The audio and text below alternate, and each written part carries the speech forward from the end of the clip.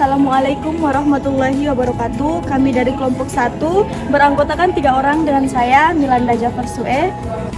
Saya Muhammad Hidayat. Saya Randa Aprilia Madani. Oke, materi kami terdiri dari Carl Jung dan Sigmund Freud.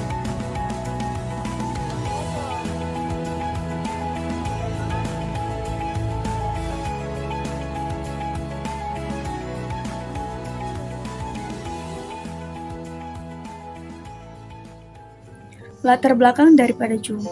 Jung pada mulanya seorang pengikut setia Freud, namun kemudian mempunyai beberapa pandangan penting yang berbeda. Yang pertama, Jung menolak pandangan Freud mengenai pentingnya seksualitas. Menurutnya, kebutuhan seks setara dengan kebutuhan manusia lainnya, seperti makan, kebutuhan spiritual, dan pengalaman religius. Yang kedua, Jung menentang pandangan mekanistik terhadap dunia. Dari Freud, tingkah laku manusia dipicu bukan hanya oleh masa lalu, tetapi juga oleh pandangan orang mengenai masa depan, tujuan, dan aspirasinya. Dan yang ketiga, Jung mengemukakan teori bersifat rasial atau filogenik evolusi genetika yang berkait dengan sekelompok makhluk hidup asal-muasal kepribadian secara filogenik berada di keturunan melalui jejak ingatan dari pengalaman masa lalu ras manusia. Selanjutnya, struktur kepribadian.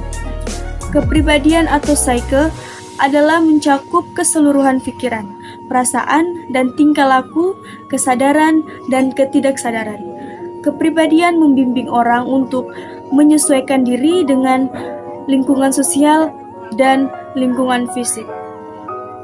Kepribadian disusun oleh sejumlah sistem yang beroperasi dalam 3 tingkat kesadaran. Ego beroperasi pada tingkat sadar, kompleks beroperasi pada tingkat tak sadar, dan pribadi dan arsetip beroperasi pada tingkat tak sadar kolektif. Yang pertama itu kesadaran atau consciousness dan ego. Consciousness muncul pada awal kehidupan, bahkan mungkin sebelum dilahirkan. Menurut Jung, hasil pertama dari proses diferensiasi kesadaran itu adalah ego. Sebagai organisasi kesadaran, ego berperan penting dalam membentuk persepsi, pikiran, perasaan, dan ingatan yang bisa masuk ke kesadaran. Yang kedua, tak sadar pribadi. Pengalaman yang tidak disetujui ego untuk muncul ke sadar tidak hilang, tetapi disimpan dalam personal unconscious. Tak sadar pribadi mirip dengan prasadar dari Freud. Sehingga tak sadar pribadi berisi pengalaman yang ditekan, dilupakan, dan yang gagal menimbulkan kesan sadar. Dan yang ketiga, tak sadar kolektif.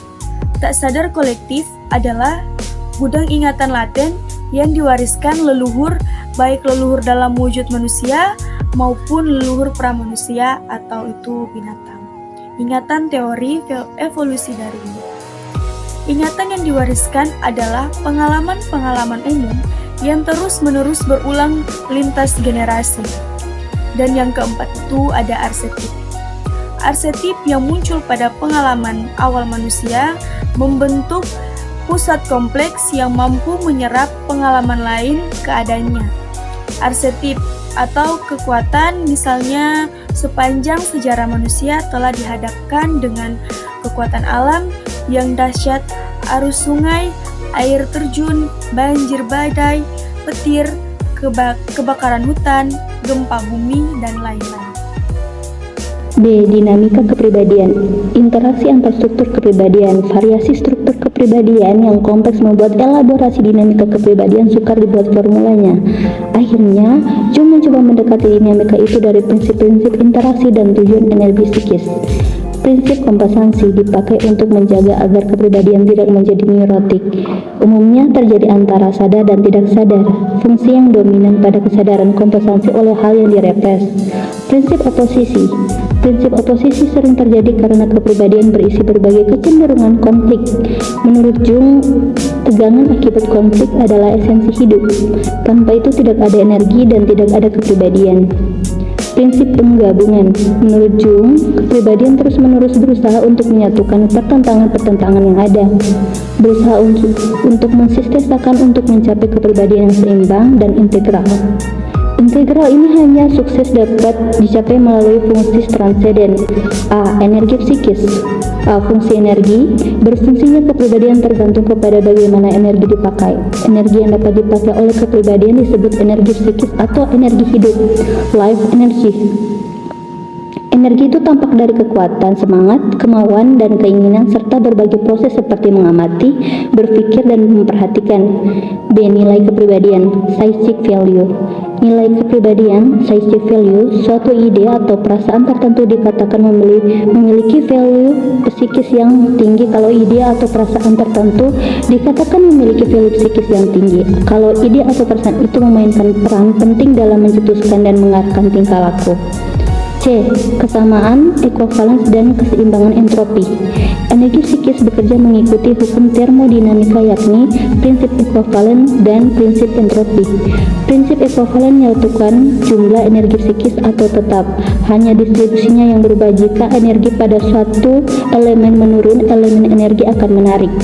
D. Tujuan penggunaan energi. Energi psikis dipakai untuk dua tujuan utama: memelihara kehidupan, preservation of life, dan pengembangan aktivitas kultural dan spiritual, development of cultural and spiritual activity.